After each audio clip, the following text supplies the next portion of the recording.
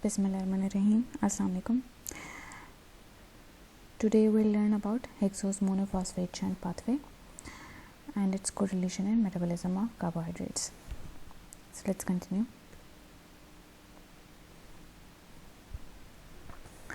Hexose monophosphate shunt और pentose phosphate pathway, इसको हम HMP या PPP भी कह सकते हैं. ठीक है, तो अगर दोनों की बात, दोनों सेम ही हैं. ठीक है. अच्छा, HMP पाथवे जो है वो ऑल्टरनेटिव पाथवे है ग्लूकोज ऑक्सीडेशन का.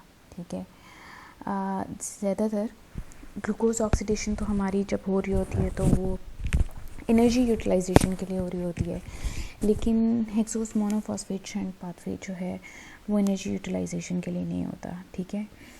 अच्छा, तकरीबन 10% ग्लूकोज होती है जो कि इस पाथवे में यूज़ होती है. ठीक है. उसके अलावा लिवर और किडनी में इसकी परसेंटेज अप टू 30% है.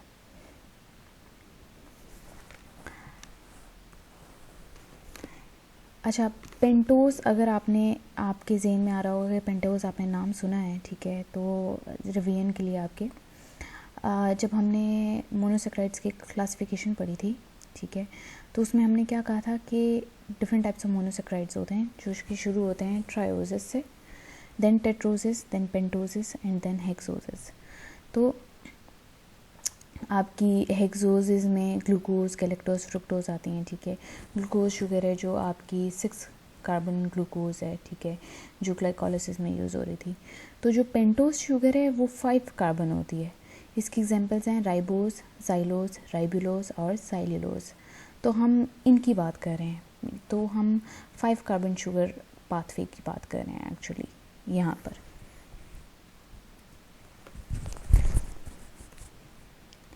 पेंटोज फॉस्फेट पाथवे को हम पेंटोज शंट भी कहते हैं, हेक्सोस मोनोफॉस्फेट शंट भी कहते हैं, फॉस्फोग्लूकोनेट पाथवे भी कहते हैं. कोई भी नाम हो सकता है. ये ज़्यादातर आपके साइटोसोल में हो रहा होता है, सेल के साइटोसोल में. तो आपका जो पेंटोज पाथवे है, ठीक है, वो ग्लूकोज 6 फॉस्फेट से शुरू होता है. ठीक है, ये आपके मसल में भी होता है, ब्रेन में भी होता है और लिवर में भी होता है. ठीक है, अगर ये आपके मसल और ब्रेन में हो रहा है, ठीक है, तो ग्लूकोज 6 फॉस्फेट ग्लाइकोलिसिस के ज़रिए से पायरुवेट में कन्वर्ट होता है, इलेक्ट्रेट में कन्वर्ट होता है. ठीक है. अगर ये लिवर में हो रहा होता है तो ये ग्लूकोज में कन्वर्ट होता है और बाकी ब्लड टिश्यूज़ में.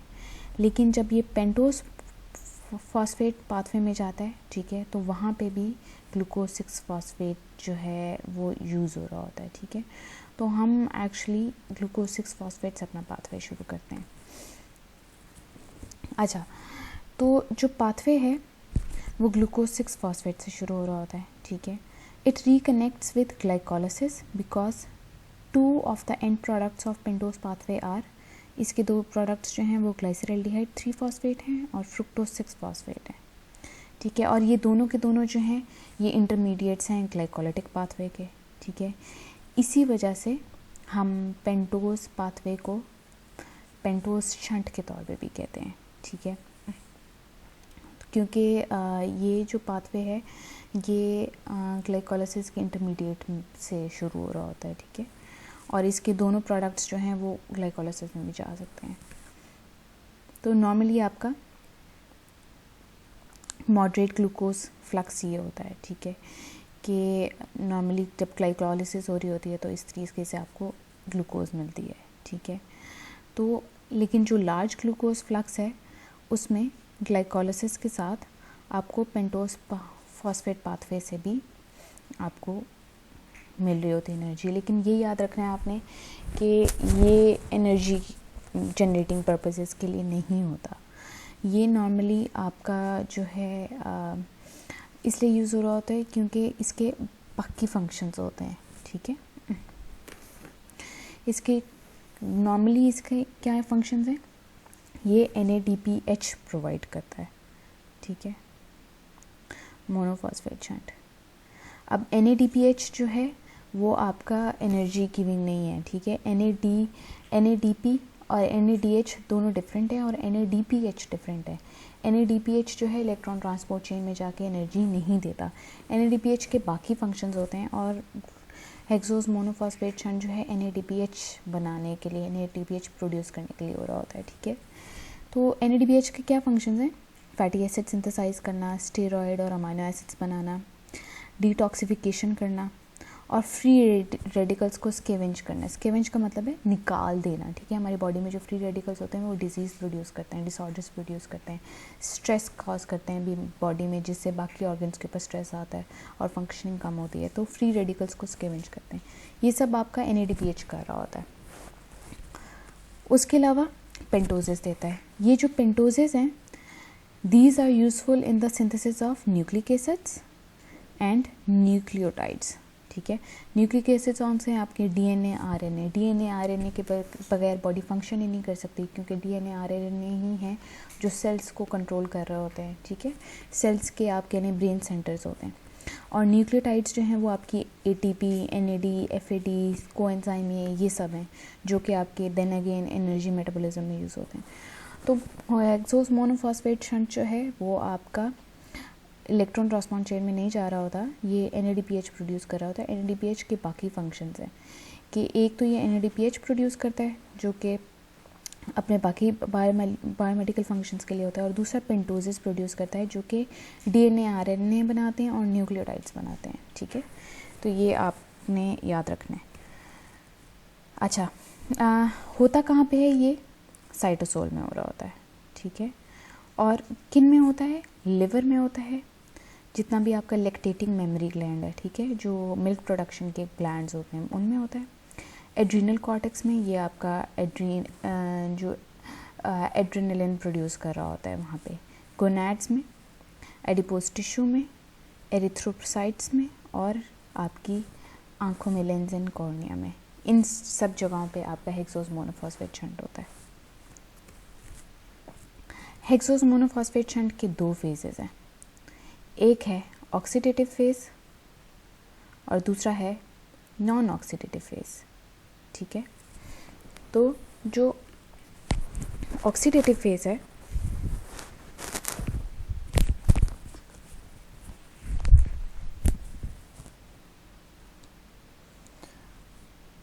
इनको हम देखते हैं, इन दोनों फेजेस को। ज़्यादातर ये आपका बेसिकली पूरा का पूरा हेक्सोस मोनोफॉस्फेट शंट पाथवे है, ठीक है। कंफ्यूज नहीं होना, बहुत आसान है। इसको हम दो फेजेस में डिवाइड करते हैं, ऑक्सीडेटिव रिएक्शंस में और नॉन ऑक्सीडेटिव रिएक्शंस में। ऑक्सीडेटिव रिएक्शंस आपके रिवर्सिबल होते हैं, जबकि नॉन ऑक्सीडेटिव रिएक्शंस आपके रिवर्सिबल होते हैं, ठीक है। नॉन ऑक्सीडेटिव रिएक्शंस जो हैं वो आपके ग्लाइकोलिटिक पाथवे में भी जाते हैं, ठीक है। शुरू कहाँ से होता है? ग्लूकोज 6 फॉस्फेट से शुरू होता है।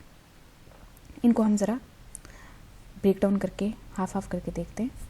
जो पहला फेज़ है आपका वो ऑक्सीडेटिव पाथवे है, ठीक है। इसमें क्या होता है? ग्लूकोज 6 फॉस्फेट होता है, वो कन्वर्ट होता है आपके 6 फॉस्फो ग्लूकोनोलेक्टोन में, ठीक है। इसमें glucose 6 phosphate dehydrogenase enzyme use होता है और NADP कन्वर्ट हो जाता है NADPH में, ठीक है। फिर 6 फॉस्फोग्लूकोनोलेक्टोन कन्वर्ट होता है 6 फॉस्फोग्लूकोनेट में। इसमें एंजाइम यूज़ होता है लैक्टोनेज और आपका जो है वाटर यूज़ होता है, ठीक है, और खाली हाइड्रोजन आयन रह जाता है। 6 फॉस्फोग्लूकोनेट जो है अब कन्वर्ट होता है राइबुलोज 5 फॉस्फेट में, ठीक है। इसमें आपकी 6 फॉस्फेट डिहाइड्रोजनेज सॉरी 6 फॉस्फोग्लूकोहाइड्रोडिहाइड्रोजनेज यूज़ होता है एंजाइम, ठीक है। और NADP कन्वर्ट हो जाता है NADPH में और कार्बन डाइऑक्साइड। तो कार्बन डाइऑक्साइड के ज़रिए से एक कार्बन जो है वो कार्बन डाइऑक्साइड के ज़रिए से निकल जाता है, ठीक है। तो आपकी हेक्सोस शुगर जो है वो कन्वर्ट हो जाती है आपकी पेंटोज शुगर में, ठीक है, तो क्या है राइबुलोज 5 फॉस्फेट। अब फिर राइबुलोज 5 फॉस्फेट आगे आपकी नॉन ऑक्सीडेटिव फेज में जाता है, ठीक है। तो क्या था, आपकी 6 कार्बन शुगर जो है आपकी 5 कार्बन शुगर में कन्वर्ट होगी, जो कि पेंटोज शुगर है। ठीक है, अब नॉन ऑक्सीडेटिव फेज में पेंटोजेस की नॉर्मली इंटर कन्वर्जन हो रही होती है। ठीक है, तो आपका जो राइबोलोज 5 फॉस्फेट है उसमें फॉस्फोपेंटोज आइसोमेरेज यूज़ होता है। ठीक है, और ये कन्वर्ट हो जाता है राइबोज 1 फॉस्फेट और राइबोज 1,5 डाइफॉस्फेट में। और राइबोलोज 5 फॉस्फेट जो है उसमें फॉस्फोपेंटोज एपिमेरेज। ठीक है, असल में वो क्या रहा होता है, राइबोज 5 फॉस्फेट में एक जगह पे आइसोमराइजेशन हो रही होती है और दूसरी जगह पे एपिमराइजेशन हो रही होती है। आइसोमराइजेशन से आपका ये दोनों प्रोडक्ट्स मिलते हैं और एपिमराइजेशन से डीजाइलोज 5 फॉस्फेट मिलता है। फिर उसके बाद conversion of pentose phosphate to hexose phosphates. इसमें जो है 2 एंजाइम्स आपके चाहिए होते हैं। ये एंजाइम्स आपको अच्छे तरीके से याद होने चाहिए, ट्रांसकीटोलेज और ट्रांस एल्डोलेज। ठीक है, मतलब एक जो एंजाइम है वो कीटोज शुगर बनाने के लिए है और एक एंजाइम एल्डोज शुगर बनाने के लिए है। ट्रांसकीटोलेशन में क्या होता है, जाइलोज 5 फॉस्फेट और राइबोज 5 फॉस्फेट, ये जो आपके आगे थे यहाँ पे, जाइलोज 5 फॉस्फेट एपिमराइजेशन से और राइबोज 5 फॉस्फेट आइसोमराइजेशन से। ठीक है,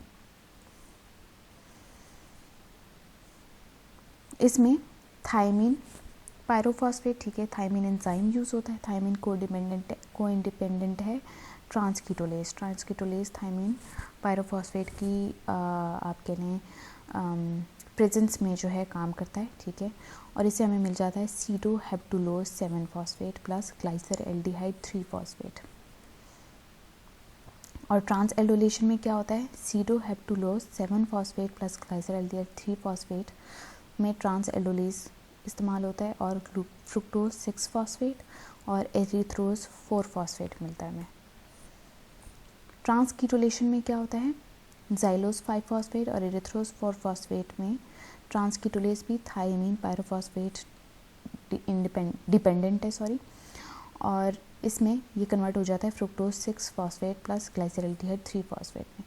अब ये आगे कन्वर्ट होगा डाईहाइड्रोक्सीसीटोन फॉस्फेट और ग्लाइसरल्डिहाइड 3 फॉस्फेट में, फिर फ्रुक्टोज 1,6 बाईफॉस्फेट में, फिर फ्रुक्टोज 6 फॉस्फेट में, फिर ग्लूकोज 6 फॉस्फेट में, और इस तरीके से आपका पाथवे दोबारा से रिसाइकल होता रहता है, या तो ये ग्लाइकोलाइसिस में भी जा सकता है। तो ये हैं आपके 2 फेजेस। ठीक है, यहाँ पे आप आएँ, ये पूरा का पूरा आपका फेज़ है। देखें, राइबोलोज 5 फॉस्फेट मिल गया था ना हमें। ठीक है, तो इससे हमें 2 मिलते हैं, एक होती है आपकी एपिमराइजेशन होती है और एक आपकी होती है आइसोमराइजेशन। एपिमराइजेशन से जाइलोज 5 फॉस्फेट मिल जाता है और आइसोमराइजेशन से राइबोज 5 फॉस्फेट मिल जाता है। ठीक है, अब यहाँ पे ट्रांसकीटोलेज काम करता है। जाइलोज 5 फॉस्फेट में से आपके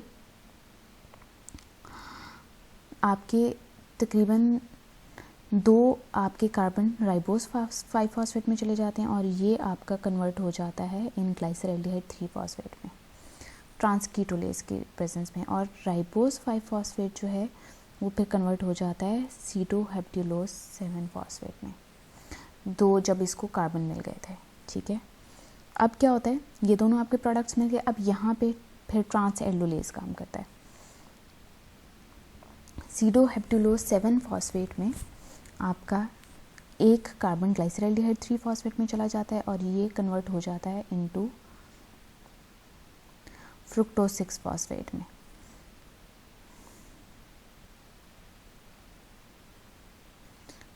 ये इस तरीके से होगा। ठीक है, ये फ्रुक्टोज 6 फॉस्फेट में कन्वर्ट हो जाता है। अब इसको एक मिल गया था, ठीक है, इसको एक कार्बन मिल गया था, तो ये कन्वर्ट हो जाता है एरिथ्रोज 4 फॉस्फेट में। तो ये देखें, ये इस तरीके से इंटर कन्वर्जन हो रही है। ठीक है, ये इस तरीके से जा रहे हैं, मतलब यहाँ पे क्रॉस बन रहा है एक।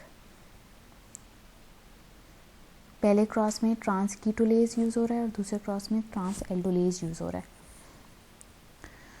फिर एरिथ्रोज 4 फॉस्फेट में दोबारा कीटोलेज यूज़ होता है, ठीक है। अब होता क्या है कि